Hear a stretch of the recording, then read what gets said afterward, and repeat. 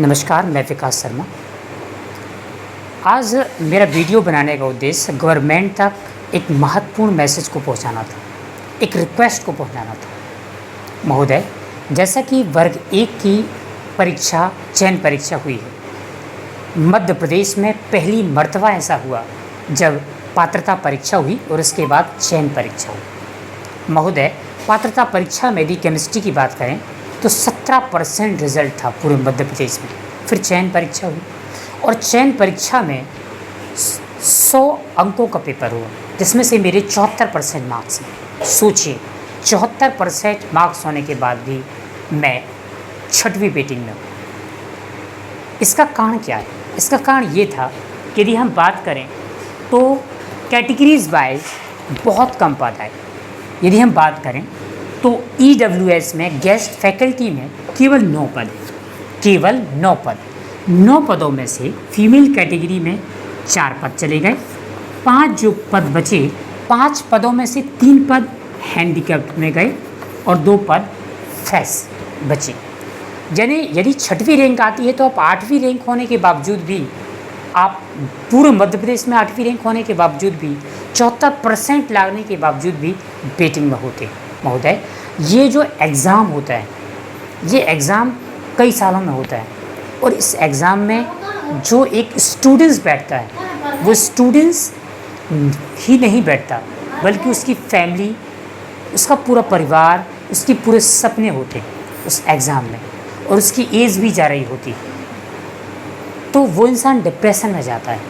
और आज जब मैं ये वीडियो बना 21 तारीख को आंकड़ा बताऊँ, राजपत्र 1 दिसंबर 2022 जो राजपत्र आया था, उसमें जो पद दर्शाए गए थे वो थे 34,789 पद। यदि हम बात करें, चूँकि 50% प्रमोशन से भरे जाते हैं, तो 17,394 पदों पर भर्ती होनी थी। बट ये भर्ती इन पदों पर नहीं हुई और नाम मात्र के पद होने के कारण कैटेगरीज वाइज 2 पद, 3 पद, 4 पद आए, जिस कारण से ये हुआ कि वेटिंग में 80% लाने वाले जो स्टूडेंट्स हैं वो वेटिंग में आ गए। महोदय, हमारे देश में कहा जाता है जय जवान जय किसान जय विज्ञान। मध्य प्रदेश में मात्र 50 पद आए विज्ञान के। जब ये कैटेगरीज वाइज बढ़ते हैं, SC ST OBC, तो ये पद 2-1 हो जाते हैं। सोचिए, और अब फिर से जो एग्ज़ाम होगा उसमें 60 पद हैं।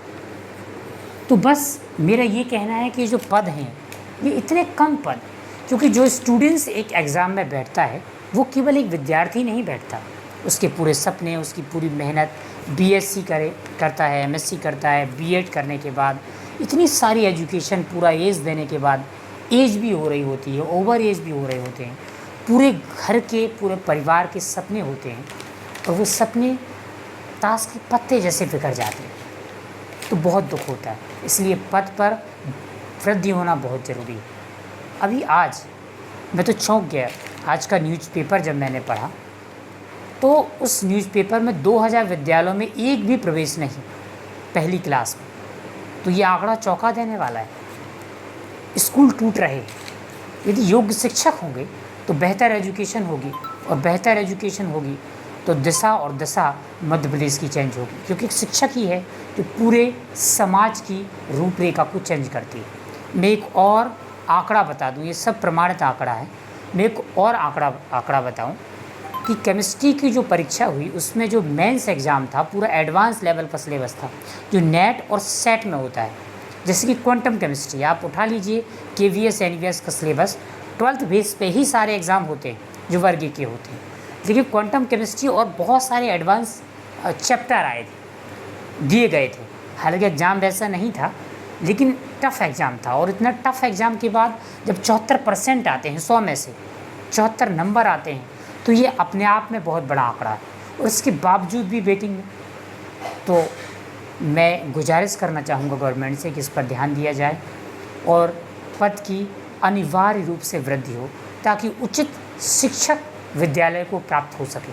क्योंकि एक पद जो होता है वो एक पद नहीं होता, बल्कि अनंत काल तक वो लाखों स्टूडेंट्स का भविष्य तय करता है, क्योंकि वो टीचर ही है जो समाज की दिशा को निर्धारित करता है। सो प्लीज़ मैं गवर्नमेंट से रिक्वेस्ट करूँगा कि पदों में वृद्धि हो, ताकि बच्चों का और टीचर्स का, दोनों का भविष्य सुरक्षित हो सके। बस मैं यही बात कहूँगा। धन्यवाद, नमस्कार।